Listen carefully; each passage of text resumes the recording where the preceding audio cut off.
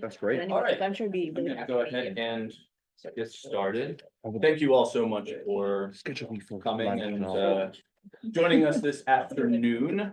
Thank you on my behalf and also on behalf of my colleague and co-organizer, Professor Rebecca Wang. This is the second event in our 2024-25 lecture series in CAMS, Classics in Ancient Mediterranean Studies, called Connected Histories of the Ancient Mediterranean and Near East, series which is about pioneering and trailblazing work that works across the disciplinary boundaries that divide classical studies and ancient Near Eastern studies and ancient global history more generally, and that features research by scholars working across this wide array of subfields, an approach that we hope is on display in our department. And there is no better guest to join us for this than Dr. Robert Cioffi, who holds a BA and a PhD from Harvard University and a master's from Oxford. He's currently associate professor of classical studies at Bard College, as well as the director of the first year seminar program there, where the current introducer was a student in ages past, and I think it benefited very much from the instruction. I'm a legendary student. This is not the case, sadly. Among numerous publications that one might mention from Dr. Cioffi's long CV, in addition to the book we'll be hearing about today, he has published in the Journal of Atlantic Studies, Ancient Narrative, Nimosune, Nomon. He's also, I was really impressed to note, a regular contributor to the London Review of Books, where he both reviews books and also has contributed some public-facing pieces on new discoveries in papyrology and other topics of this sort. I also cannot leave the section on publications without mentioning that he's also published in the Virgil Encyclopedia with an entry on ghosts, which is just about the best encyclopedia article that one could ever hope to read. Not recommended highly enough. He's also held prestigious fellowships from the Loeb Classical Library Foundation, from the Center for Hellenic Studies, and many other institutes within the field of classics. Dr. Cioffi's research profile combines a very unique set of scholarly competencies and work across a number of fields, and it's this, I think, that makes him such an excellent and suitable guest to speak in this series. He is first and foremost a scholar of Greek literature, especially Greek literature composed under the Roman Empire, and in this regard, he contributes to what is now a very vibrant and dynamic field of research on the Second Sophistic, the kind of surge of literary, artistic, and intellectual activity that took place in the Eastern Mediterranean during the High Roman Empire, 2nd century CE or so. But Dr. Cioffi is also interested in the cultural encounters between Greece and Rome on the one side and ancient Egypt on the other. And it's this that made us so excited about his research and excited to have him speak in this series. So he reads Egyptian, and in his book and in his work more generally, combines traditional approaches to classical philology, especially Greek, with the use of demotic materials, for instance, the Oracle of the Potter and the Inaros cycle, which is something we might hear about today. He is a first-rate papyrologist and has been one of the leading commentators on the recently uncovered new fragments of the Athenian tragedian Euripides, which came to light at the necropolis of Philadelphia a couple of summers ago. He's been among the leading scholars commenting on and publicizing those materials. And finally, he's a serious student of ancient Egypt's geography and material culture. And that's a research perspective that's very well represented in his recent archaeological work at the Egyptian site of Hermopolis, in a recently begun field project there. So this unique perspective and these this unique combination of methodologies is supremely well modeled and on display in his new monograph published earlier this year by Oxford University Press. Egypt, Ethiopia, and the Greek novel between representation and resistance. And we're very lucky to be hearing from him on that topic today. So please join me in welcoming to Penn State, Dr. Rob Chuck. Thank you so much, Jake, for that just like incredibly generous and unearned introduction. And thank you, Rebecca and Jake, for inviting me, and thank you everyone that I've met and for coming. I'm just like very glad to be here and to see you. Thank you, really. I'm just embarrassed. I have a handout that the talk, basically the handout will be most important for the second part. But I also have some slides. What I might start with, if you will sort of like allow me a little bit of a pretentious introduction, is Cioffi and an image from Hermopolis.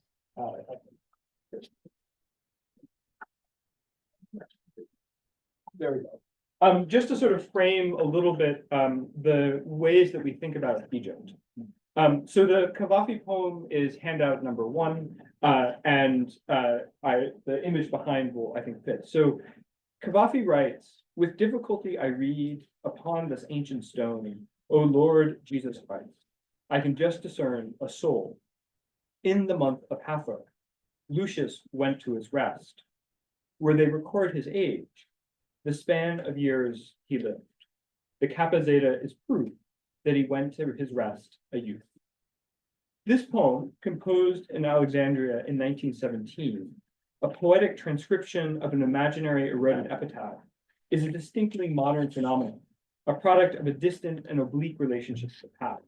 At its core lies the myth of Isis and Osiris, the goddess who in Plutarch's telling traveled the world in the month of Hathor to reassemble the limbs of her twice dead husband and brother, that is Osiris.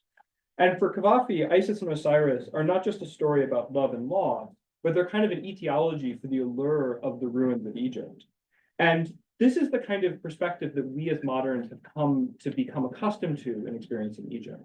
And I just sort of want to start by saying that it was not the case for Greeks and Romans, with very few exceptions. That the main exception is the Memnon Colossus, which was broken and seemed to sort of sing. The Egypt that Greeks and Romans knew actually wasn't a country of ruins. Interactions between Greece and Egypt go back as far as the 2nd millennium. We have the term Aikupitio, Egyptian, recorded in Linear B. And by the Archaic period, Greeks had settled in trading posts at Naucratis. There were mercenaries at Daphne, founded in the 7th century BC on the westernmost mouth of the Nile. And by the time of the Roman imperial period, the period that I'm most interested in this talk and in the book, Egypt was really everywhere. In Cestius's pyramid in Rome, on the walls of Pompeii, on the floor mosaics of Praeneste, and in the many shrines to Isis and Serapis dotted throughout the Roman Empire. Yet, despite its sort of omnipresence, the other feature of Egypt is that for Greek and Roman writers, artists, and even the administrators who were assigned to govern it, Egypt would always remain a land of wonder, antiquity, and independence. For all that Egypt was a part of the Roman Empire, it was a place that had long been marked by its tendency for rebellions, its strong and long-standing traditions of political independence and self-rule. And ancient Ethiopia to the south, that's actually northern Sudan. We could call it many things, but it's classic. But the authors that I talked about refer to it as Ethiopia, which was the subject of a Neronian expedition in search of the sources of the Nile, was even more mysterious and even harder to find. So with that kind of preamble, I want to talk a little bit about kind of what led me to write this book that took me far too long about the Greek Romance novels, Egypt, and the territory that Greeks and Romans call Ethiopia. If you're a scholar of the region, you would probably call it Nubia. The Egyptians call it Kush. I'll talk about the book in general and then turn to one specific case study. It is not a bestseller. I checked on Amazon. I'm in like the 300,000s. Please don't buy it. Just get it from the library. But let me just like tell you a little bit about what I'm trying to do in the book, and then we'll get sort of more details. So the biggest contribution I want to make are really sort of two things. First, I want to show that the Nile River Valley is crucial to the making of Greek romance in the 1st century CE. And by that, I mean these novels. And there is no region, I claim, more central to the novels than this one. And I realize actually this is probably the most controversial thing. I have not yet been reviewed, but I'm sure someone will try to argue that something is more central. And second, I want to argue that the novel's depiction of this region can be best understood really in two categories, and they're my subtitle. One is in terms of representation, and the other is in terms of narratives of resistance. And this is like a little weirdly didactic, but on the one hand, I try to show that the novels develop an image of Egypt and Ethiopia that's in really close dialogue with the Greco-Roman ethnographic tradition, characterized from the point of view of the internal audience by extraordinary marvels, grand cities, ancient religious rites, and a dizzying array of animals, some real, some imaginary, and some so incredible that they seem make-believe. So that's one aspect. I'm interested in the sort of ekphrastic representational quality. The other is that I also argue that the depiction of the novels of Egypt regularly figures both Egypt and Ethiopia as sites of resistance, revolt, and rebellion. Sometimes there's rebellion against, sometimes they're political, cultural, and religious alternatives to a series of dominant imperial powers in the region, from the Persians to the Romans. Such a reading, which draws on Greek, Roman, and Egyptian sources, I hope, will enrich our understanding of these text relationships with the real and imagined frontiers of Roman political, military, and intellectual power. And I also hope to raise a wider set of questions that are not just about power and empire. Some of them are literary, some of them are cultural historical, but they all center on the interrelationship of humans and their environment, and what we might call, after Simon Schama, the topographies of cultural identity in the Roman Empire. Sorry, that's like a little bit too fancy to say out loud in front of people. Sorry, you write these things and then you get self-conscious when you read them. So before I turn to Egypt and Ethiopia, I should give you like a crash course in the Greek novels. For those of you who know something about the Greek novels or have heard this before, I apologize, but I hope it'll at least be a little amusing. So when we're talking about Greek novels, what we really mean are these 5 famous and well-preserved examples that range in date from the 1st century CE to the 3rd or 4th century CE. On my slide, I've listed these novels, and I've given you some other reference points of like all stars of classical literature. Theocritus didn't make the full cut, just half of Theocritus is there. And the dates of these texts have all been a matter of debate, but this is more or less the consensus. So this novelist, Chariton and Xenophon of Ephesus, were writing at the end of the 1st or the start of the 2nd century CE. Achilles, Tatius, and Longus were working more or less in the 2nd century CE, but it's not really clear who came first. Some people want to make Achilles, Tatius in 130. Sometimes people want to make him in 175. I happen to want to make him in 175, and you're like, you can tell me what is right or wrong. Sorry. Sure. No, you can tell me. And then Heliodorus, who lived and wrote either in the middle of the 3rd or the 4th century CE. These texts are really early in the history of fiction. You seem to be a kind of ancient world audience, but if you were a professor of English, you would tell me that the novel began in the 18th century or something like that. But they're remarkably late in the history of classical literature, or at least the history of classical literature in most classics departments. They're basically a millennium after the Iliad and the Odyssey, if not more. I should say that of these, the dates of Chariton and Xenophon are probably the most secure. There's a couple of references that are like somewhat oblique to contemporary events. Achilles, Tatius, we have a kind of terminus antiquem because of the papyrus. The dating of the hand of the papyrus is much debated. I happen to think his depiction of Alexandria makes him somewhat later, but that some people disagree with me. And the great irony is that Heliodorus, that people sort of argued about forever, has now reached a consensus. And I just have to read what someone called Larry Kim, who's a great scholar, wrote. He says, for the record, my heart hopes that the novel was written in the early to mid 3rd century CE, but my mind tells me that it is from the late 4th. So all this is to say is to sort of contextualize these. It has to do really with the novel's relationship with the Emperor Julian's letters and writings and the siege of Nisibis. Some of you are nodding knowingly, you must be in a Greek novel class. But all that is to say that this is sort of what we think we know about the dates of the novels, but we don't really have kind of much external confirmation. We don't hear a lot about the novels until later. I should also say that what you see on my slide is just a tiny snippet of what was composed in antiquity. Thanks to the papyrological finds of the last century, Lopez Martinez has identified perhaps 40 examples from the lurid scenes of human sacrifice and group sex preserved in Lalienus's Foi Nikika. I know many of you will now rush to Susan Stevens and Lopez Martinez's edition of the Foi Nikika. And you can actually see, I think, This is actually, it's so rare, this is the title. You can see this is the phi, the Phoenicia. This is a sort of like epsilonized spelling. That's Lalienu. It's extraordinary to find, that's the first book. But we also know things about like the mythological world of the Egyptian pharaoh Sesenkosis, which is another novel that exists solely on papyri. And as more papyri are published, this number is likely to climb. Yet, despite this wealth of textual material, and partly because of it, really basic questions about the genre remain. For instance, and most fundamentally, the question of how we group these texts and whether we call them or some subset of them a genre remains completely wide open, as the proliferation of articles over the last 30 years really demonstrates.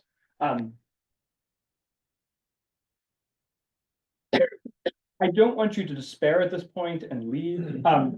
Tim Whitmarsh, who is probably the leading scholar of the Greek novels, has made a very clever argument that the 5 famous and longish novels that I talked about are in fact united by some very consistent plot elements that give them what Alistair Fowler has called a family resemblance. And so I'm just going to tell you the plot of every Greek novel, which is going to spoil some things for you, but it will be useful to know. So we start with a beautiful girl and handsome young man who meet and fall in love. Next, by accident or choice, they travel the world, reaching far-flung destinations, not least Egypt and Ethiopia, where their mutual devotion is threatened by pirates, foreign potentates, and a peculiar trope of the genre known as shine toad or apparent death, where one of the characters seems to die but doesn't. Think Romeo and Juliet. By a combination of ingenuity, good luck, and divine intervention, they overcome the vagaries of fate and return home joyously reunited. Sorry, I don't work for Disney.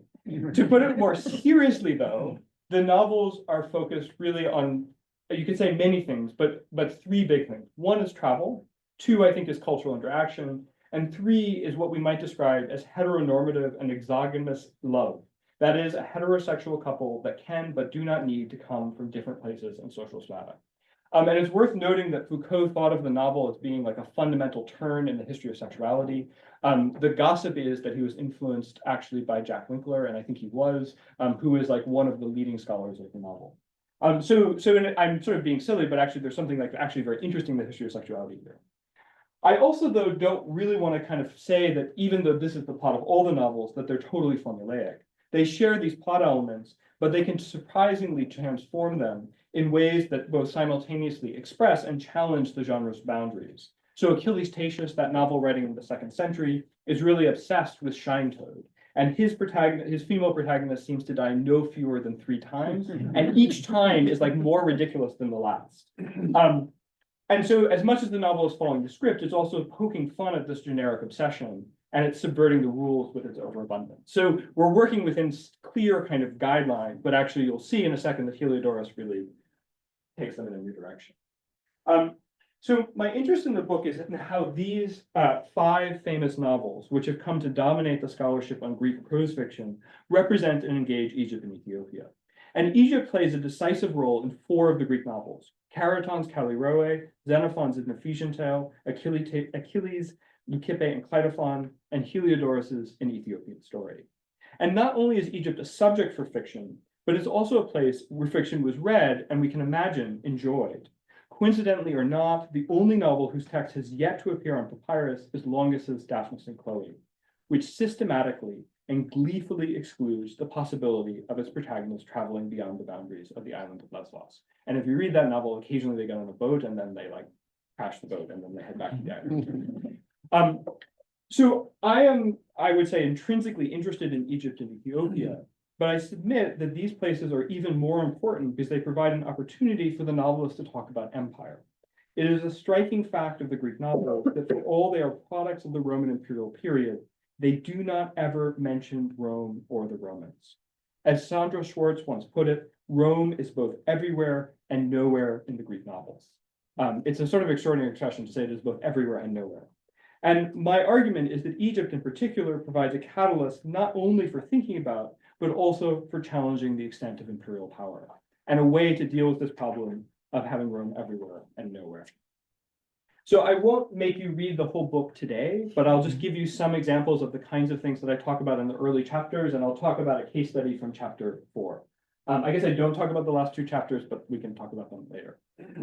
So for instance, in chapter one, one of the things that I'm interested in is an Egyptian revolt that is narrated by Keraton.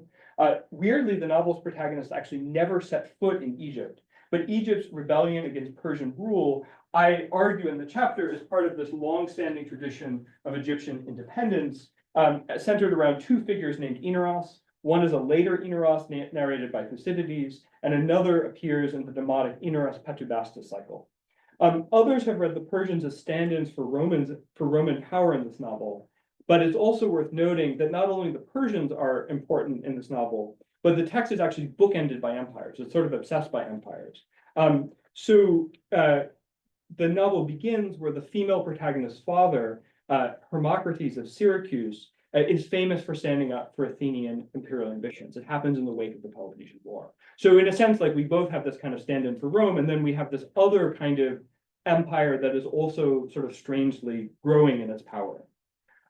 So this is the Egyptians in this case become like one way of sort of challenging these imperial powers, quite explicitly in revolt. In chapters 2 and 3, I think about Achilles Tatius's representation of Egypt. And his novel has 2.5 books that are set mostly in the Nile Delta. And alongside his remarkable ekphrastic descriptions of Egyptian fauna, there's a phoenix, a hippopotamus, and a crocodile in that order. He also details the operation of a group of pastoralist bandits known as the Boukoloi, or cowherds, who don't herd cattle, but they live in marshes, wear their hair long, speak a non-Greek language, and most terrifying of all, they practice human sacrifice. And there's something like the Boukoloi depicted here. This is the famous Praeneste or Palestrina Nile mosaic, where you see these people sort of herding like a cattle-like thing with their sort of reed huts. In my argument in this chapter, I draw on this political theorist James C. Scott to read his Achilles narrative, Achilles ethnographic stereotypes about the Boukoloi, sort of against the grain. I see in them an example of Egyptian rebellion and resistance to Roman rule. People who, by like their strategies of living, refuse to kind of submit to the imperial gaze and counting. It's worth noting, and one of the most fascinating things is that Ian Rutherford, among others, has pointed out that they have a potential reflex in a demotic Egyptian resistance narrative, the Inaros Petubastis cycle, where they're called the A'amu in plural.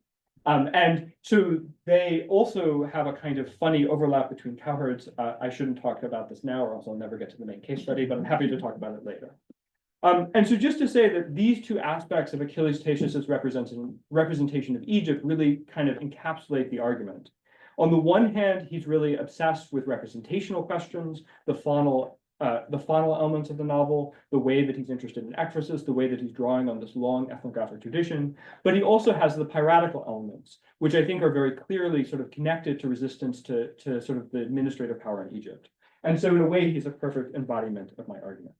But I'm not going to talk about him today. I'm sorry, I can talk about him later. But the case study that I want to talk to you about comes from the fourth chapter of the book, which centers on the novel's depiction of Alexandria. And in fact, 3 of the novels are interested in Alexandria. The only one, so Xenophon, Achilles Tatius, and Heliodorus, who we now believe is writing in the 4th century. What I'm really interested in is Alexandria's striking absence from the start of Heliodorus's Ethiopian story. This is, I like to say, the latest, longest, and most ambitious of the extant novels. Just to kind of say what I imagine is obvious to many of you, but just to be very, very clear, Alexandria was, during the Roman and the Ptolemaic periods, the administrative capital of Egypt and the site of first the Macedonian Greek rulers of Egypt, the Ptolemies, and subsequently the Roman provincial administration.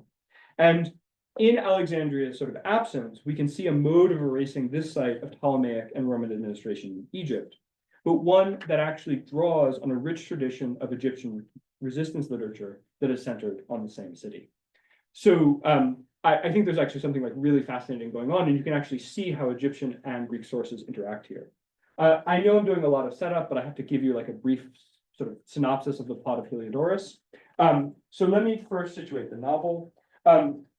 Heliodorus dramatically expands the novel's geographic range, and he also changes the way that he thinks about journeys. If you think about the first sort of 4 novels, they all have a kind of round trip quality, more or less, but his is an expedition to the edges of the earth. And so I have a map for you.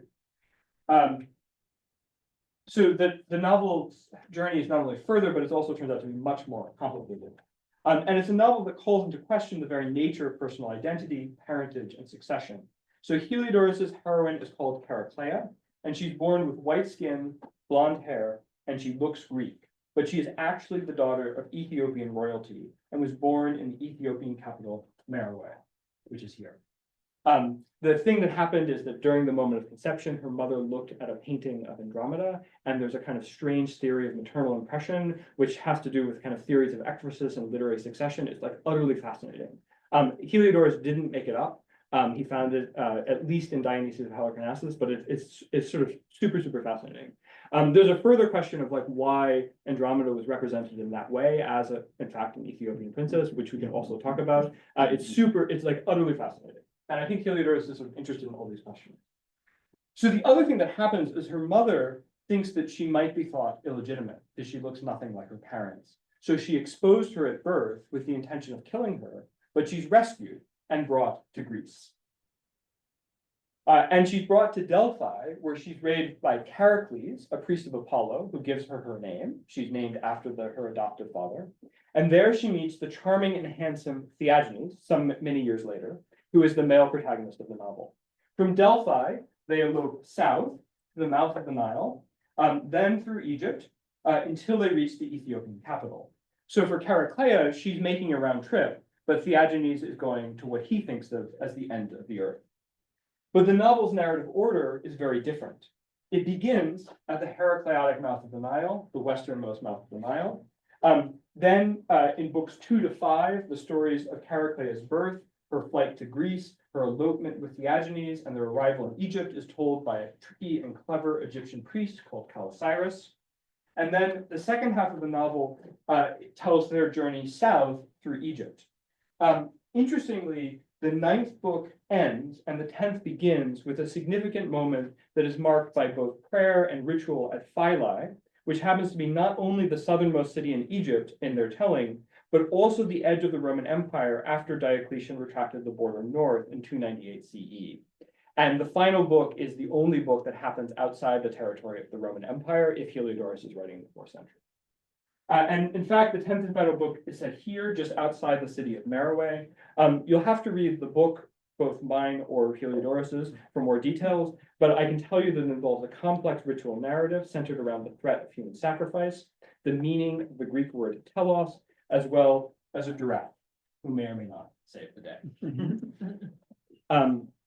I should just say, sorry, everything now has a footnote. There are many discussions about the veracity of the Artemidorus papyrus, but the giraffe is nice. I happen to, anyway, we can talk about it, but it has come under scrutiny. So my focus today is on as stunning a passage as book 10, but it comes not at the novel's conclusion, but its beginning. And this is handout number 2. And I'll read this to you just because Heliodorus' opening is like utterly extraordinary. As the day was just beginning to smile and the sun was lighting the mountaintops, men in brigands' armor were peering over a ridge stretched out over the mouth of the Nile, the one called the Heracleotic, where it issues into the sea. Standing there for a little while, they took in with their eyes the sea laying below. Drawing their eyes first to the sea, since nothing of a pirate's spoils announced itself sailing there, they were led by the spectacle to the nearby shore, and this is what they saw. As for the beach, everything was full of newly slain bodies, some wholly dead, others half dead, with parts of their body still grasping, announcing that a battle had just been completed. This passage has been read variously as an example of enigmatic ecphysis, as a reference to the Odyssey, and through the lens of Greek tragedy and spectatorship. Above all, it's been seen to be the first hint that an Ethiopian story is set during the period of Persian rule in Egypt and before the foundation of Alexandria by Alexander in 331 BCE. Instead of a bustling urban center familiar to the novel's contemporary readers, we encounter a wasteland, a beach strewn with bodies, and amidst it all, the novel's protagonists, Theagenes and Charicleia. And I didn't give you the part where we see them because the passage is very long, but I have it on my slide for later. It's worth stressing that the scene presented by Heliodorus is one that should be utterly puzzling. It denies the fundamental and obvious realities of this area of the Nile Delta from about the second millennium BCE to late antiquity. As you can see from this slide, the Barrington Atlas this excerpt from the Barrington Atlas that I have on my slide, Alexandria is about 30 kilometers from the Heracleidic mouth of the Nile. And even though you could say, like, maybe he's looking precisely at the Heracleidic mouth of the Nile, there is no area here that is not inhabited. Heracleion is second millennium, it's replaced by Thonis later. Canopus, we hear there are like fancy parties that like go from Alexandria to Canopus. There's really no way to kind of like sort of undo this and not think of it as being a kind of really stunning omission. And just in case you thought that all the way in Emesa, in Heliodorus's hometown, he didn't know about Alexandria, I have a mosaic from Jerash, Jordan from the 6th century, which has Alexandria, you can see it here, juxtaposed with Memphis, which is a super interesting juxtaposition. It's also an amazing mosaic. So I sort of would like to suggest that should be a puzzle to everyone who reads this novel. And my answer is that we should understand this in light of the Egyptian apocalyptic tradition. And I'm going to argue now for the multiple linguistic and thematic resonances between this novel and an Egyptian text known as the Oracle of the Potter, which predicts the destruction of Alexandria and the restoration of native Egyptian kingship. Egyptian apocalyptic texts have never been put in dialogue with Heliodorus, and there's some reasons for this, but traces of them are present in the Alexander Roman, especially in its narrative of the foundation of Alexandria. So it is not the case that they're not known outside of Egypt. The romance, I think, is a really interesting kind of comparison with Heliodorus, and we'll talk about that later, I hope. But in this context, I should just say that what the absence of Alexandria means, therefore, is that it signals not a restoration of the pharaohs, as we'll see is predicted by the Oracle of the Potter, but rather it's going to reveal another period during which Egypt was ruled by outsiders, the Persian. So Heliodorus, I argue, gestures towards the Oracle of the Potter, convinces us in a way that we are looking at it, and then undoes that and undercuts the message of the Oracle of the Potter. This reading, I think, will prompt a reevaluation of Heliodorus' relationship to Hellenism as well as to Egypt. Pure Egyptian kingship remains an impossibility. And you might notice even in the person of Chariclea that becomes a question. Both Heliodorus and the Potter's Oracle therefore unfound Alexandria. John Gillery coined that phrase, and I'm going to steal it, by projecting their narratives into the past or the future.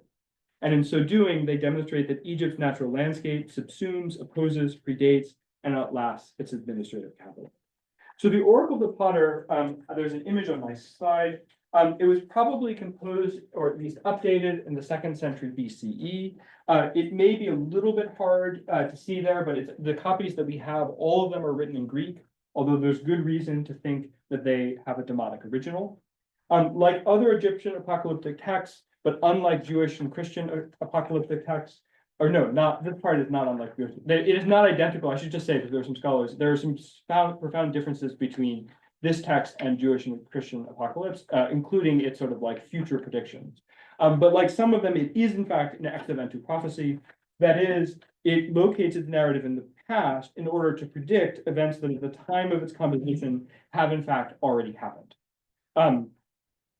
The setting, which is only sort of marginally preserved in our copies, is the court of Amenophis, which is a Hellenization of the New Kingdom pharaoh Amenhotep III. And in the frame narrative, a potter who has been sort of possessed by the god Hermes, which is the sort of Greek version of the Egyptian thought, delivers a prophetic utterance. And so some of what he says is going to make history as prophecy, but he will actually have some predictions. There is no totalizing history, there is no end of days, but it's focused on the period of the Greeks in Egypt, whom the oracle refers to either as the Typhonians, after Typhon, the Greek equivalent of the god Seth, the god of chaos and bad weather, or as girdle wearers, a derisive reference to Greek fashion, because they wore chitons with belts, we assume. And as a consequence of their rule, the potter foretells natural and divine chaos, the failure of crops, a civil war, in which the Typhonians kill each other. It culminates in the destruction of Alexandria and the elevation of Memphis, which you saw before, Egypt's earlier capital. It's a clear example of Egyptian resistance literature in its most basic form, which connects the absence of good rule to the absence of ma'at, order. Bad kingship means that there will be human, divine, and cosmic disruption. You can get a sense of its tone and preservation in handout 3, and I'll sort of take you through the text of this, which should sound very similar to Heliodorus. the potter begins by promising that because it was founded by the Typhonians, the city will decline. The processions of its temples will become few. Burial will be in wet clay. Some odor will reach the city from those needing burial. Yeah. He goes on in one copy, this is P3, one of the recensions, to predict there'll be lawlessness. The river will run not having sufficient water, but only a little, so that the land is burned contrary to nature. And in P2, sorry, I feel like I should give you this. He says more abstractly, but no less directly, on account of the failure of the Nile, the barren land will be ruined after it has given birth. The Typhonians will be grieved. These ecological failures will lead to violence and unrest. This is handout 4. They are fighting in Egypt with one another because they are lacking food. For these things will happen when the great god Hephaestus, that's Ta, wished to return to the city, and the girdle wearers, being Typhonians, will destroy themselves. Later, he sums up the effect at handout 5. The city by the sea, his name for Alexandria, will become a drying place for fishermen because the Agathos daimon and Knaphis or Knaph, who is associated in Egyptian myth with pottery, have been carried back to Memphis. So complete will be the destruction that those passing by will mourn the city's absence. The final section predicts that Egypt will grow and reverse the damage of the Typhonians when, this is handout 6, a savior king descended from Helios, a giver of good things, appointed by Isis, the greatest goddess, will rule for 55 years. And finally, the prophecy concludes, curiously, with the promise of a prayer for the resurrection of the dead. This is handout number 7. Those who've survived will pray for those who had died before to come back to life so they can partake in good things. Although the narrative is set in the New Kingdom in the court of Amenophis, the text contains material that dates possibly to just before 116 BCE. And even if this is a later edition, other parts of the prophecy can't be much earlier, since there's likely a reference to Antiochus IV, which gives us a kind of terminus postquem of about 169 or 168. The oracle is both a political prophecy about the rejection of foreign rule, but is also, as we can see, an ecological one, which imagines Alexandria being torn down to its very foundations and returned to a kind of pre-lapsarian state. These events are therefore a cause for, in the prophecy's logic, or a result of, maybe in ours, of the return of religious and political power to the city of Memphis at the base of the Nile Delta. And I think you can begin to see where I'm going, which is that we should read Heliodorus's opening in light of the oracle of the potter. If we do, this strange beachscape at the beginning of an Ethiopian story, I've given you like more of it. I took this out of the handout because there's too much. This is John Morgan's translation.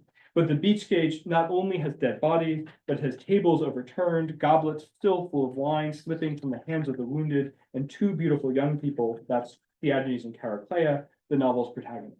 They look a little bit like Isis and Osiris, which is also very interesting. And I think this opening can take on a new meaning in light of the Oracle of the Potter. At the most obvious level, the Ethiopian story doesn't begin as basically every other novel does in an urban center, but rather opens by imagining a scene very similar to the end process imagined by the Oracle of the Potter. So we begin not in Alexandria, but in a destroyed Alexandria. And as in the Oracle of the Potter, the residents of the city by the sea have destroyed one another. As I sort of said already, this is a temporary effect. As the novel unfolds, it reveals that there's a sort of temporal setting, and the period that we're thinking about is not a restoration of an earlier not a restoration of Egyptian rule in the future, but rather a return to an earlier state, which is in fact when Egypt is ruled by another outside power. But this play with time is central to conceit to both. And in fact, we're encouraged to interpret the scene through both a Greco-Roman framework and an Egyptian one by what happens next. Chariclea, who's tending Theagenes, is wearing a laurel around her head. She carries a quiver on her shoulder and a bow in her arm. And you can see at handout number 8, the Egyptian bandits who are watching the scene believe that she is Artemis, or the local goddess Isis, while others suppose that she is a priestess possessed by one of the gods and that she had wrought the carnage that they saw. The bandits were constantly told don't know Greek, but their guesses are actually really good. And more broadly, their multiple identifications embody a phenomenon which Daniel Sullivan has called in other novels, solepsis. And by that, what he means is that a word, at the most basic level, it means that a word might have different reference depending upon its audience. But here, I think the concept can be applied more broadly. If you have an Egyptian frame of reference, you can see one thing, Isis. If you have a Greek frame of reference, you see Artemis. If you have an Egyptian frame of reference, you might see the Oracle of the Potter too. And in fact, we can sort of like make more connections. I'm just going to like layer them on. I hope this is not like over egging the pudding. But Mario Tello has this really brilliant argument that in fact, this scene looks to the moment where Odysseus rounds up the suitors like a bunch of fish in a fishing net. It's quite interesting that the Potter predicts that Alexandria would become a drying place for fishermen, and it has in fact come true. And in fact, in the nearby territory called the Bukalia, the Egyptian bandits at the opening, we learn, have a habit of cooking their fish in the sun. And so we actually are getting this as a drying place for fish. Even more correspondences are possible to find. For instance, scholars have been really interested in Heliodorus's emphasis on the sun. Heliodorus himself says that he's a descendant of the sun.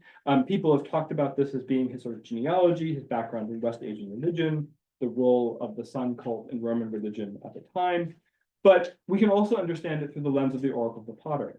Not only does the text predict a savior king descended from the sun and appointed by Isis, but it actually foretells in P2, this is handout 10, that the summer will return, quote, since the sun had grown dim in the time of the Typhonians.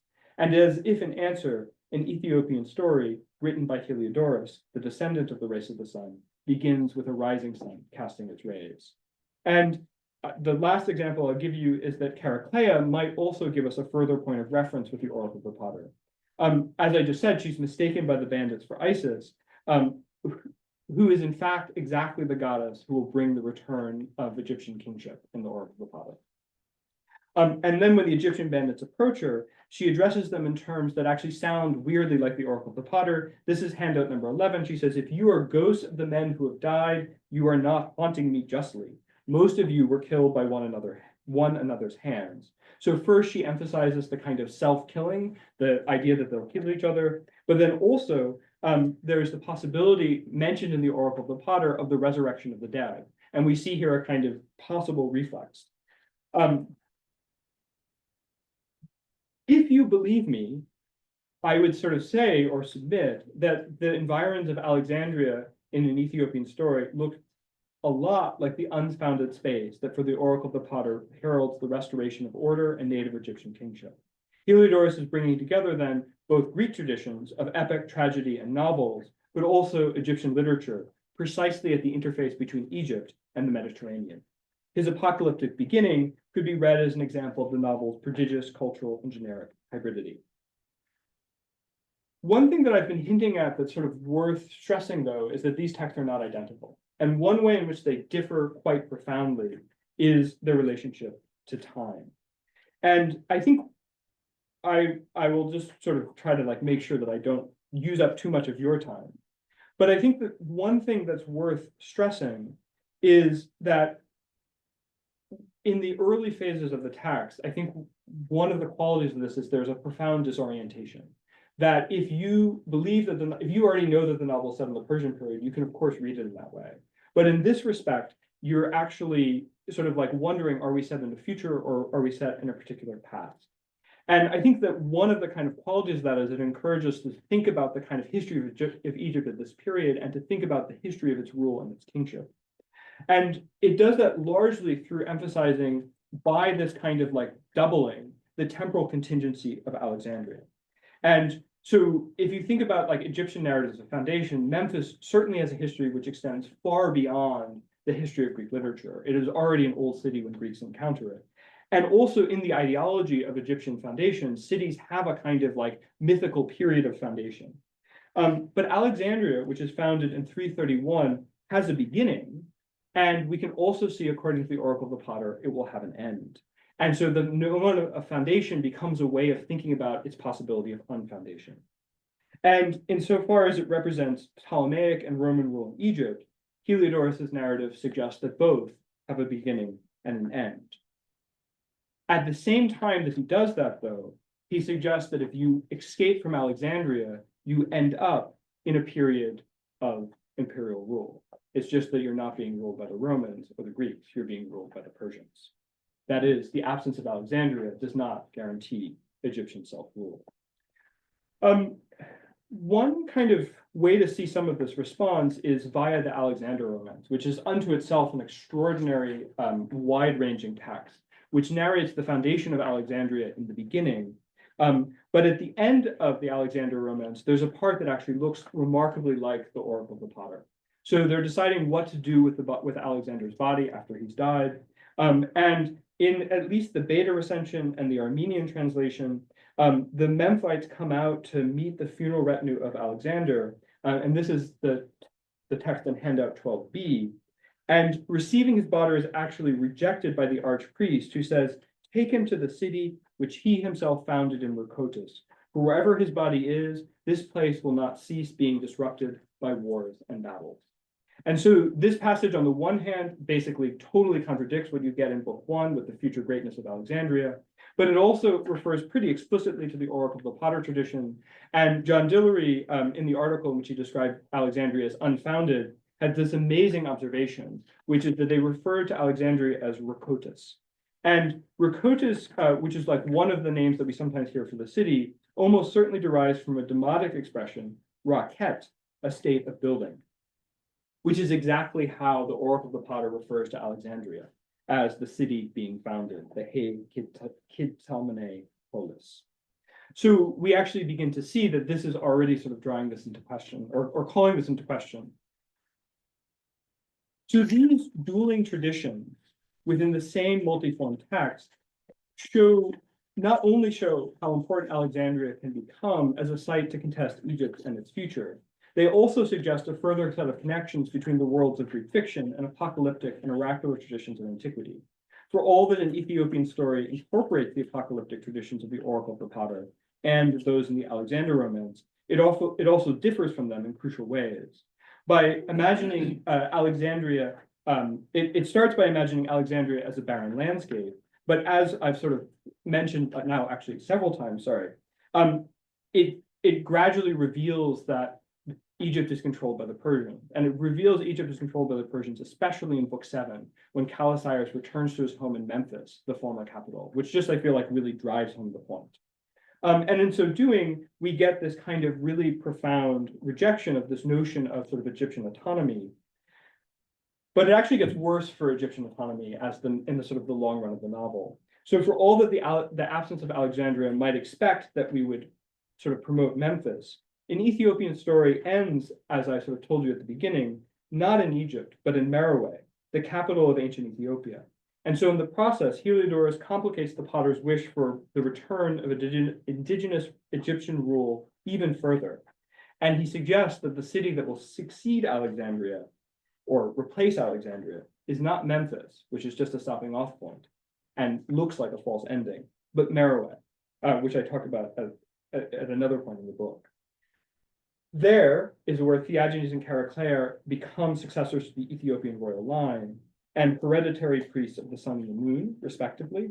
That is to say that they become basically like the king and the queen of ancient Ethiopia.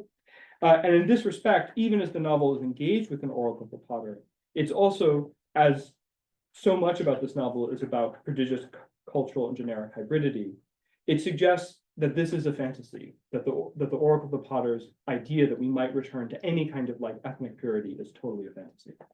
And it's in the final book that the novel's protagonists are married. It's there that we look to their kind of like future generation. It's the city that will succeed. And sort of beautifully, the novel's final sentence ends with the future passive participle of the verb to conclude, telefe salmonon. So a novel that begins with Alexandria's absence, ends with Meroe's future. So I don't want to test your patience too long, but I just want to stress two things that I hope you broadly take away from my talk. The first is that I think we cannot consider the representation of Egypt in Greek and Roman sources without also thinking about Egyptian material. That I hope, yes.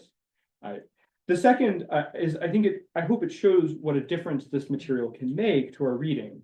What began as a curiosity and an enigma in the eyes of the reader, that is to say, the absence of Alexandria, perhaps thought of as an oblique reference to the Odyssey, now becomes part of the novel's sophisticated engagement with both resistance and temporality. That is to say, that Egyptian sources allow us to see that. And whereas Egyptian cities were founded for the gods for eternity, a city like Alexandria that has a beginning, a founder, and a definite site of foundation also has to have an end, as do I. Sorry.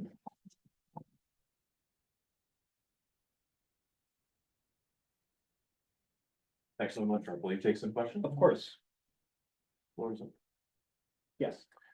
Wow, first of all, and I say that as someone who is not intimately familiar with this material, but I really appreciate that overview and perspective, which is dizzying in a way that reminds me of the fact that lately I've been binging on fantasy and the movies of Terry Gilliam, and it sounds like the imagination of time displaced is nothing that hasn't already been thought of by Heliodorus or the likes.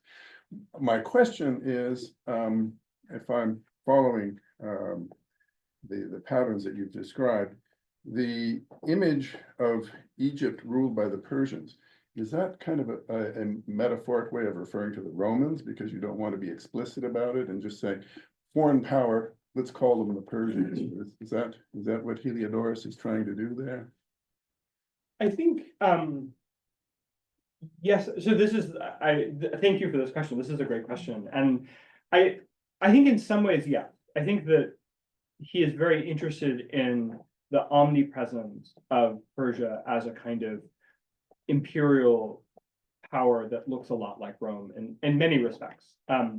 One of the things that's very funny is that you get all of these ways in which the Persians look a little bit like the Romans. The scene in Memphis has actually sort of Roman resonances. There's like a moment that kind of replays the sort of the race between Hector and Achilles around Troy.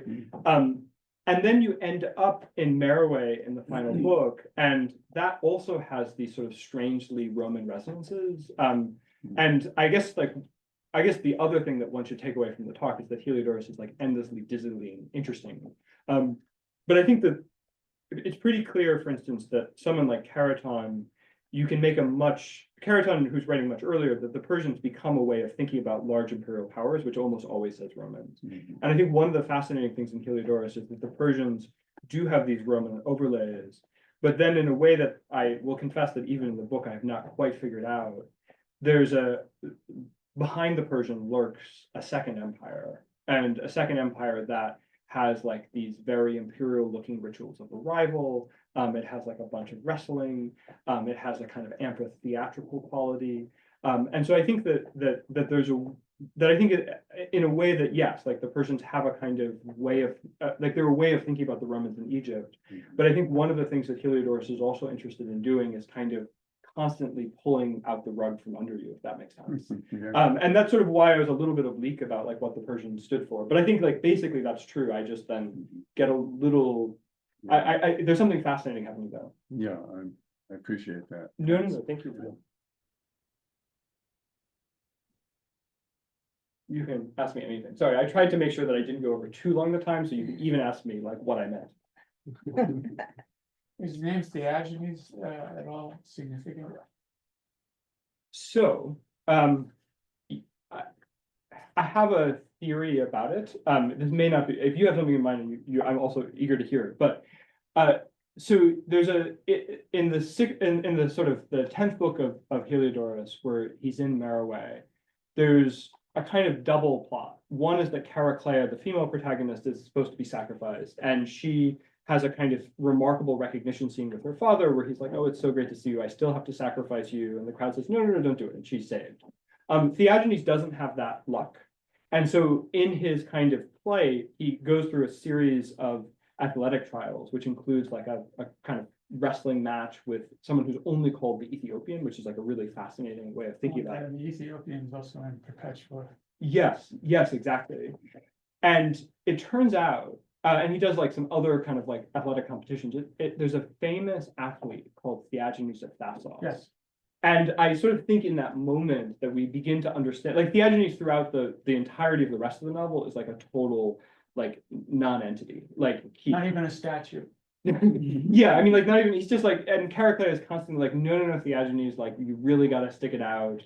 Or she does something clever and it's like, why did you do that clever thing? Like, I don't understand what you're doing. And then he has this sort of moment where he comes to life. And I think, yeah, I have the sense that maybe that they're thinking about theogonies of Thessaly. Yeah, that's what I mean, I've been teaching ancient sports, so. Oh, yeah. It didn't come out of nowhere. No, yes. I should say that someone else who taught ancient sports told me about that, and I was like, oh, that makes so much sense.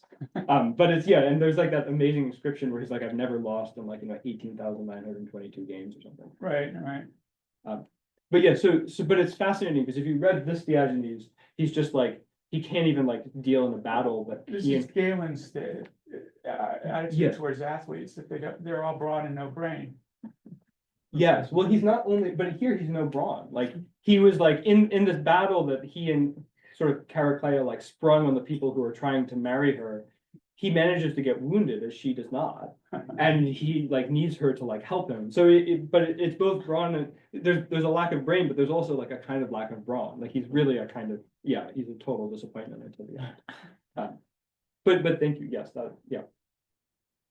I have a question that's asked out of ignorance, so, I'm interested in the Potter's Oracle, which you said was originally written in Demotic. You know when it was translated into Greek and in what sort of reading communities this text would have continued to persist, and in what context would an author like the author of your novel encountered this text?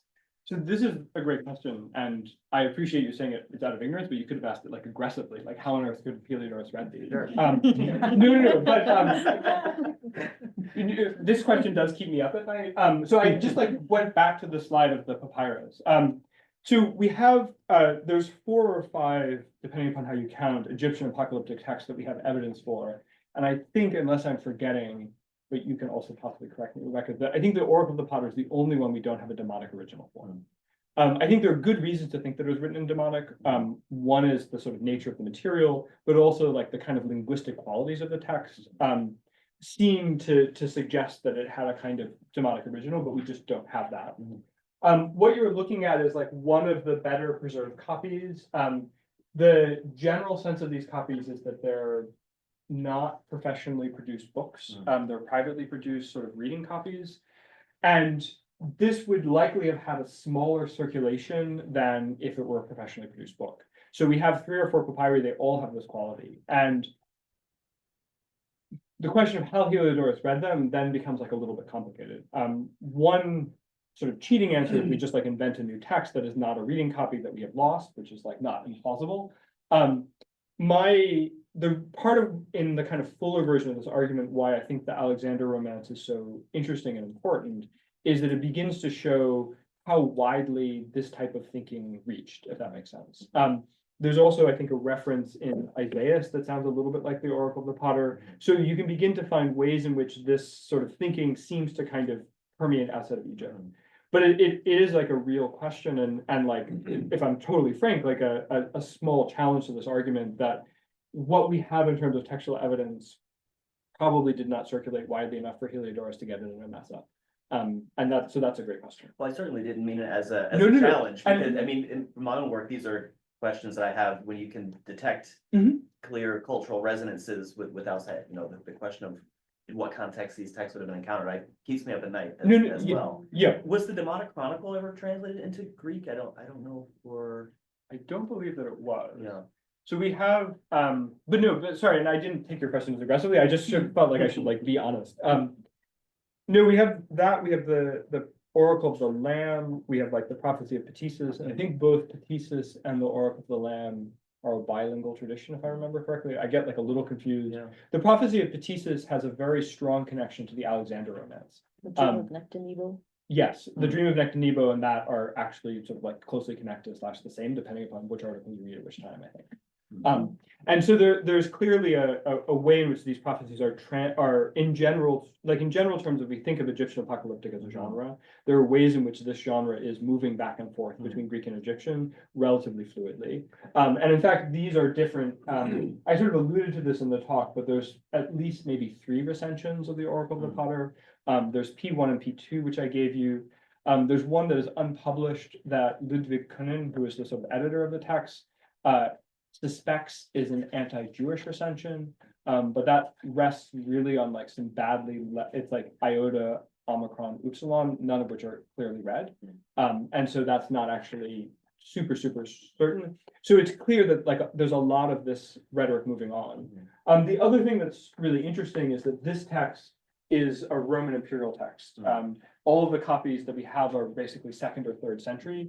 And so I know we were sort of talking about this at lunch, but like it remains to me like a fascinating question of why people were copying for themselves the oracle of the potter after it ceased to be like fundamentally efficacious as an oracle.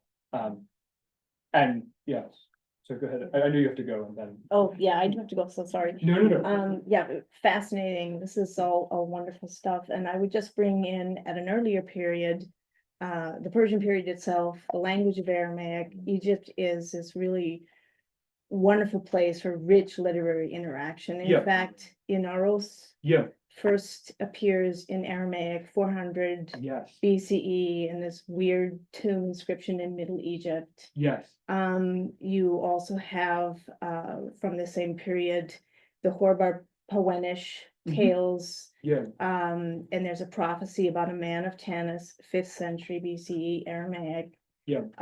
You have the revolt of Babylon story in Papyrus Amherst 63, which is Aramaic written with Demotic script, must date to something like 300 BCE. yeah, And the tales of the Sardanapalus legend burning in a fiery furnace that eventually it was already references, in 5th century Greek stuff, but Yeah. then it becomes Ctesias, Yeah. That's the main narrative. What else is there? I mean, but Aramaic is Yeah. participating in all of this rich literary stuff, the tale of Achicar and the life of Aesop, the Yeah. Egyptian episode, all of this has, it's early. yeah, Earlier and it's fascinating to think about all these connections and influences. yeah, no, yeah, And how the Greeks are part of the mix too. Yeah.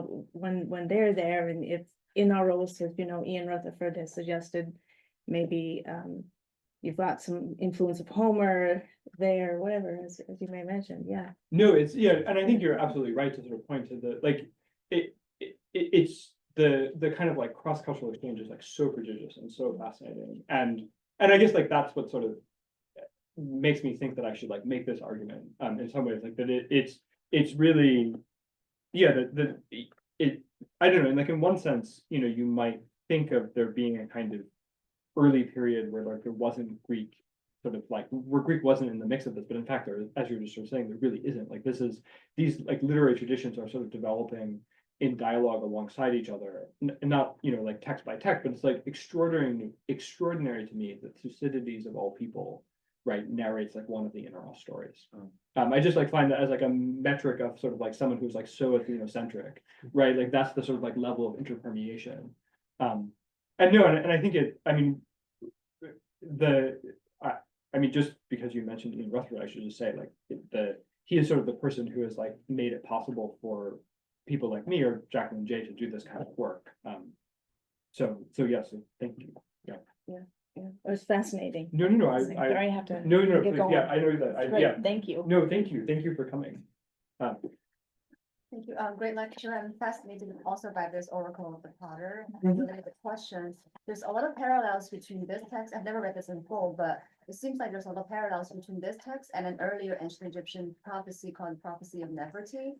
Yes, Yeah, so it was, for those of you who have never read the Prophecy of Nefertiti, it was set in the Old Kingdom period, the reign of Neferu, the father of Hufu. So this king was bored and summoned this prophet to the court to have some entertainment by fine speech. And then he said, I'll give you a prophecy about the future of Egypt.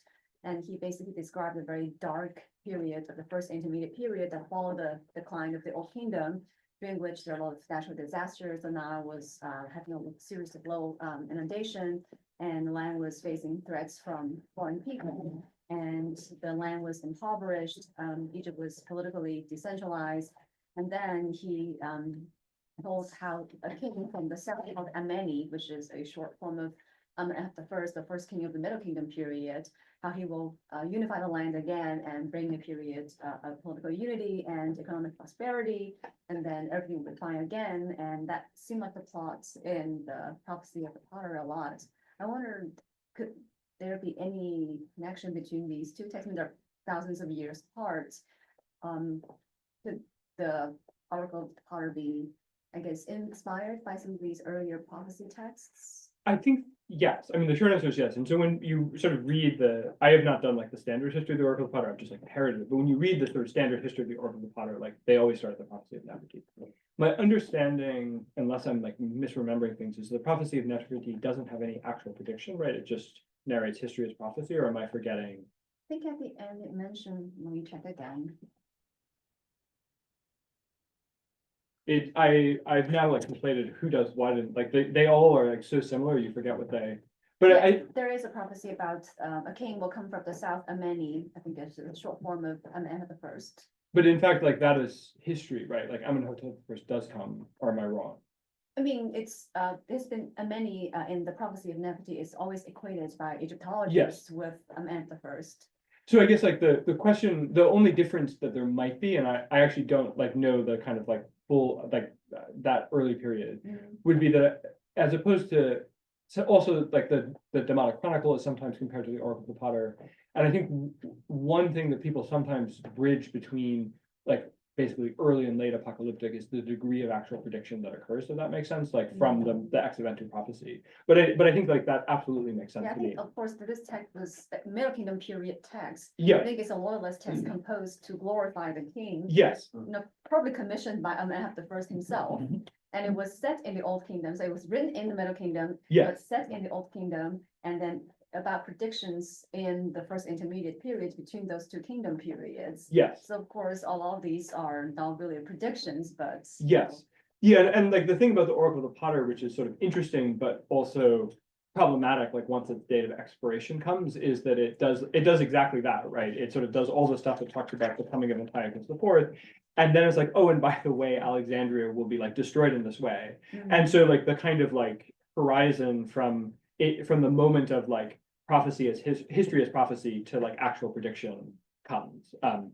I occasionally when talked about it, like I made predictions about the presidential election, which is like it's in fact to come, but like it would be as though you sort of like, predicted, yeah, but I think like those texts are definitely like genealogically related.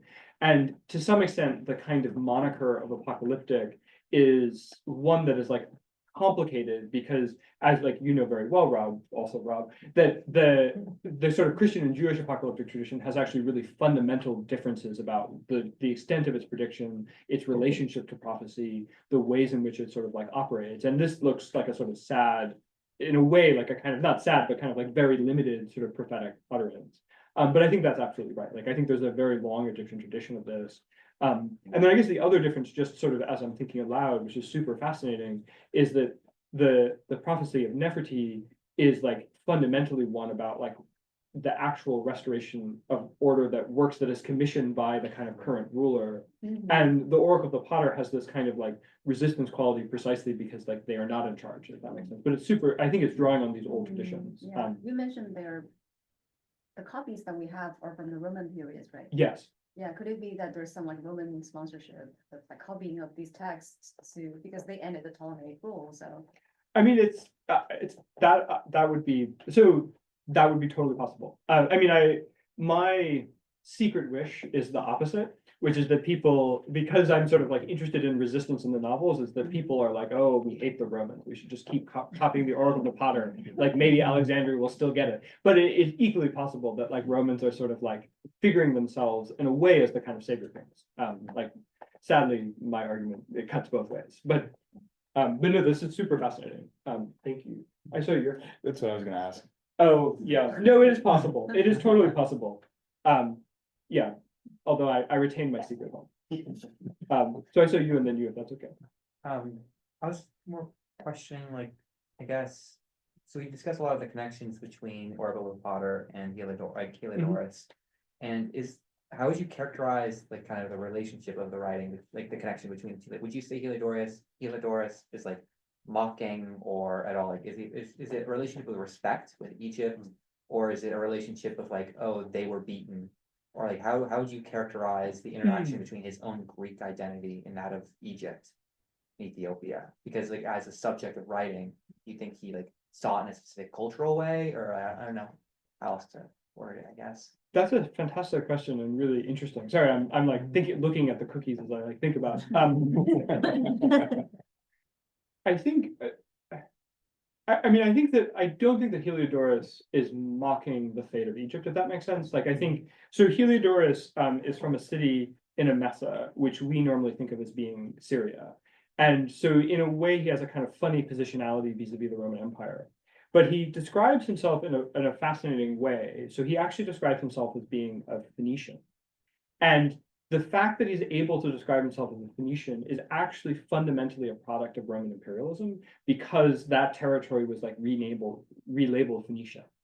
And I think that I sort of, at one point I have, like, I'm sort of answering your question by like referring to something that I thought about in the book, but at one point it sort of strikes me that if we think about Heliodorus as identifying himself in those ways, that one of the signals of his identification is that his own identity has been like impinged upon very fundamentally by Roman rule, or fundamentally as a product of Roman Empire.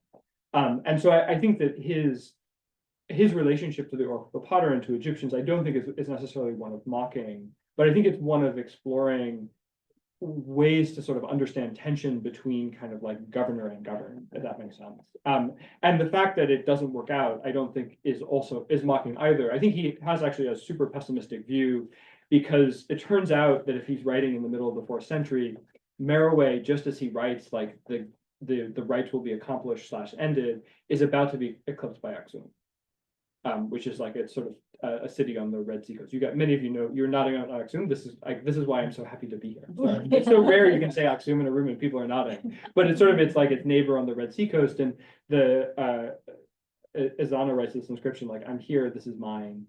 And so I think like it may be more of a sympathetic kind of like, but it's super fascinating. Thank you. So thank you very much. This was very interesting.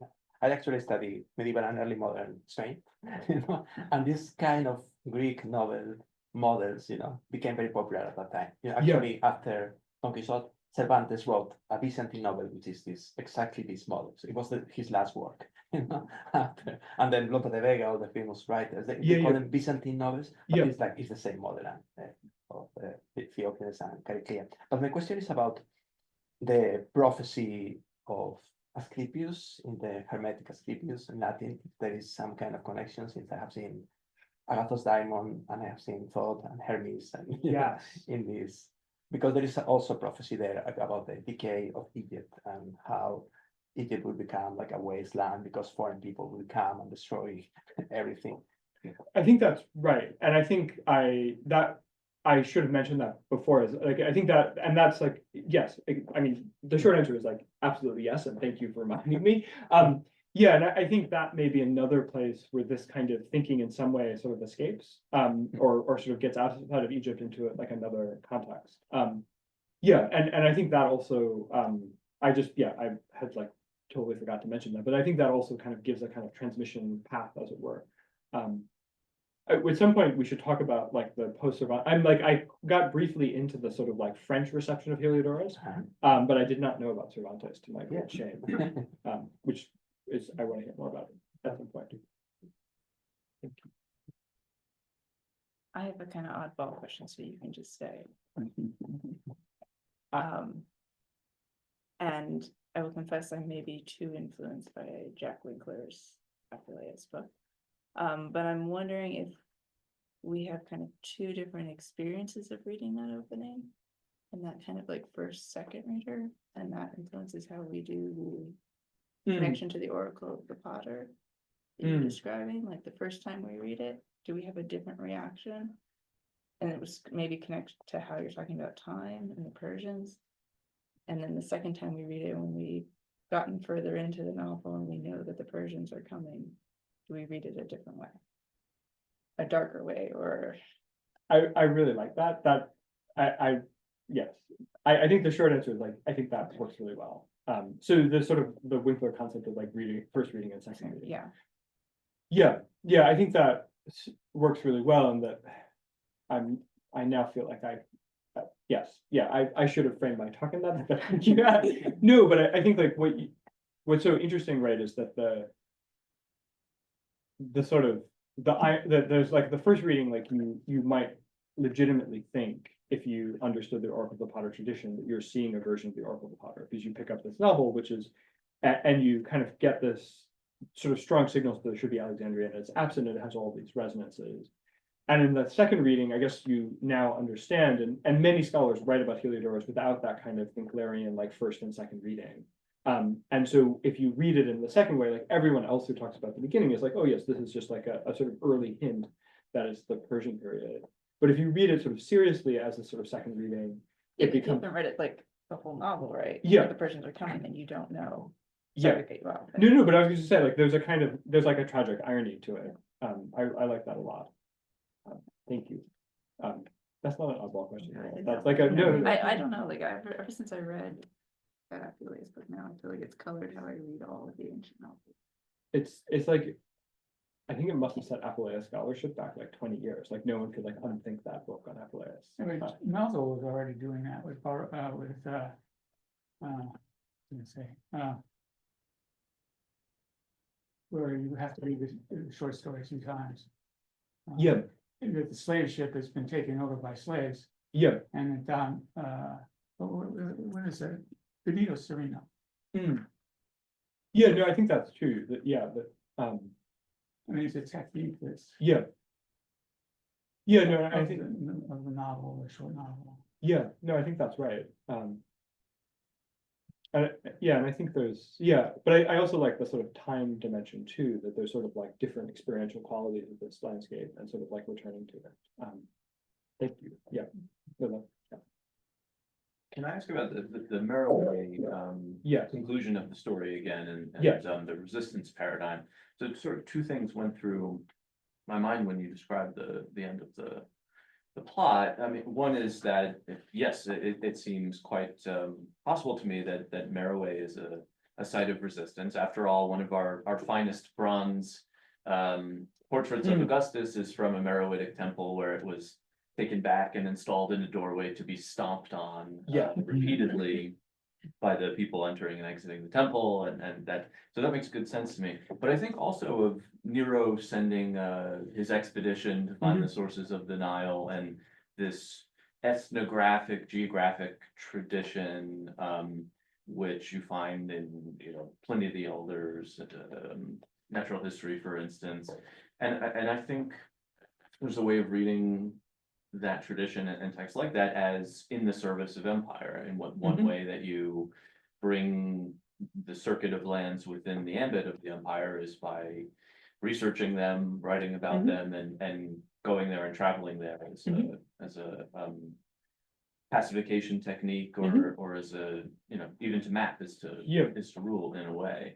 So the fact that they end up in this foreign land, which it's so interesting that in Diocletian's time it's just that side. But of course the Romans had a habit of thinking about lands well beyond the furthest outpost of the military as still part of their empire. So is it ultimately a site of resistance that they end up in Merowe, or is there a way of reading it where it's part of this this Roman ethnographic or geographic tradition? I think that's a great question.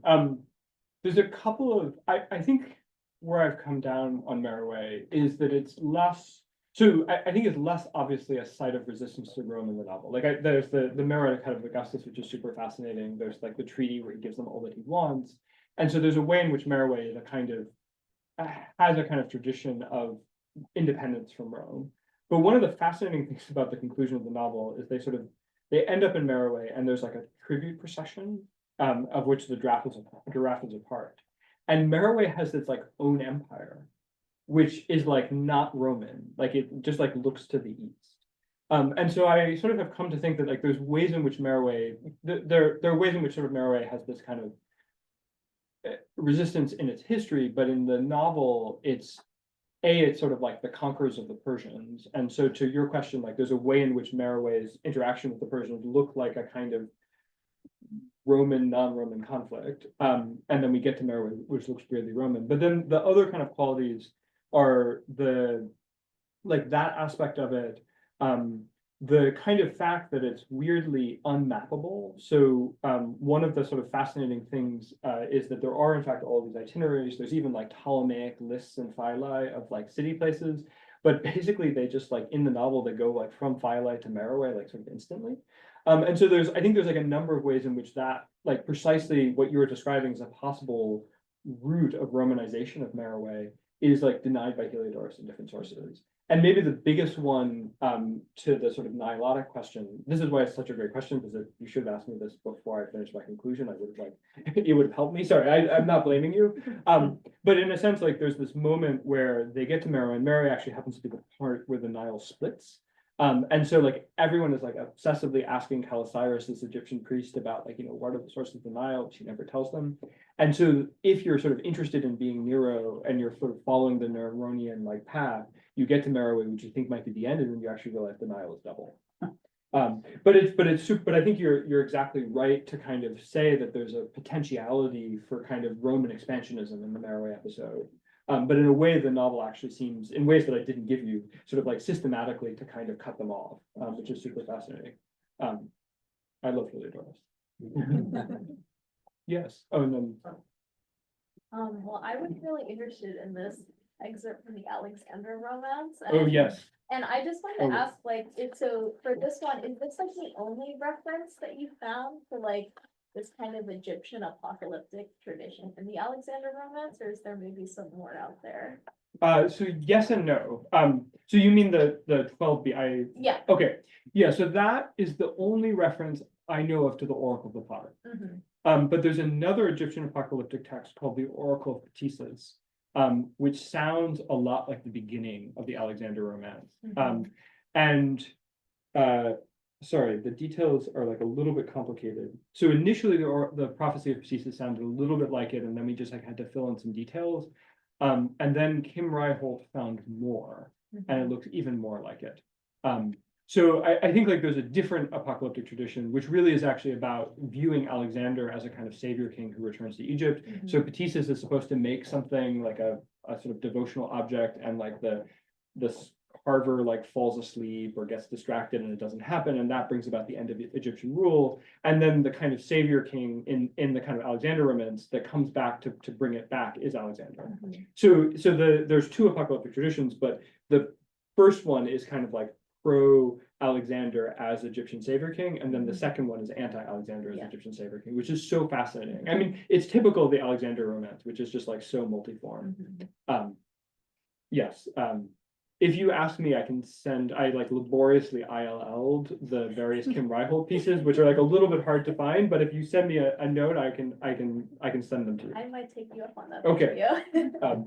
But yes, yeah, I'd be happy to do it. And I think can I just like look at my bibliography? Sorry. Oh, I didn't give them to you. Okay, yeah, no. I'll just send me a note and I will send them to you.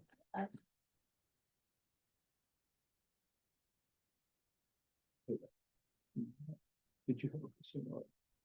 Oh, yeah, I'm sorry. Sorry, no. I was like going on and you were like deeply like looking, and I know Yeah, so I'm interested in this idea of, I actually want to think about Alexandria for a minute. Right around the late 3rd century, early 4th century, time of upheaval and unrest around the city. The Emperor Diocletian was there, squashing the rebellion of a potential usurper here, Domitianus. He eventually took him down to this debate, but eventually sieges the city of Alexandria itself. And it's also a time we hear in sources where you have an influx of foreigners, foreign religions, Manichaeans are hanging around, there was potential 5th column, Persians and so forth, and of course Christians eventually, and stories of mob violence and the rest. So I'm just thinking, I mean, the setting of Alexandria, late 3rd, early 4th century, as the background, the actual city as the background to maybe Heliodorus' conception of it as something that is, and it's a city that's sort of, its best days are gone maybe, and it's in, the last few decades spelled doom and gloom, and it's on decline. I mean, I'm just, beyond the kind of literary resonance, what is he maybe thinking about when presenting the city in this way? I mean, I like all the suggestions that you made, right? That there's like this sort of sense of that that one could imagine that Alexandria is like not doing well in this period. And that one might sort of like think about like this is a great moment to kind of unfound Alexandria, to kind of like think that maybe it's sort of doom and gloom is like ready to come. And this may be a kind of historical sort of like swap, but there is so the mosaic I showed you from Jerash, which is indeed much later, is not the only one, and I don't really know what. So one of the complications of thinking about Heliodorus, sorry, this is like the long answer, is that the old line. Sorry, I'm gonna go way back. Sorry, the old line on Heliodorus. So like one of his translators basically says like, especially on Ethiopian matters, like Heliodorus is like totally fanciful. He doesn't know what he's talking about. He's just making it up. And I think that like one question is that I sort of have in the back of my mind is like, A, what's happening in the real world? And then what is happening? What does Heliodorus know that is happening? And how long does it take to get him there? And I have no kind of like smoking gun. And in a way in the book, I've been quite conservative with like a small c about kind of connections that I posit, simply because I sort of want to, I sort of want to like lay out a claim that if I say something happened, I think it happened. And so I don't have any evidence, like positive evidence in that way that Heliodorus like went to Egypt or Alexandria.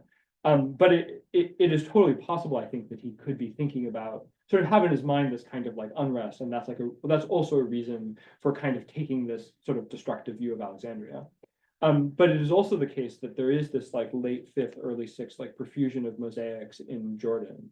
There's like the one I showed you. There's like another mosaic that looks like really similar. There's one that has like the Pharos lighthouse with these like really funny figures on it. They all have the kind of colonnaded streets, and so I don't know if that's. I'm not sure. I'm not quite sure what to do with that. Like, I don't have any that are really contemporary with Heliodorus, and I don't know if that means that like people, that's like a better moment for Alexandria, or if that's just that people in Syria were like, Alexandria and Memphis, 2 great cities of Egypt, we'll just like put them on mosaics. So that it's a sort of I'm like dodging your question in some way, but there's a bit of a I sort of think about those questions like a lot, but I think you're entirely right that there could be good reason to think that Alexandria might be destroyed at Heliodorus's time, if you believe that he knows that. So thank you. I probably should have said more about that in the book too. I should have talked to you. This is the problem with presenting a book that you've written. You just realize all the things that you might have said. We'll await the sequel. With that, why don't we bring proceedings to the close and thank our guests one final time.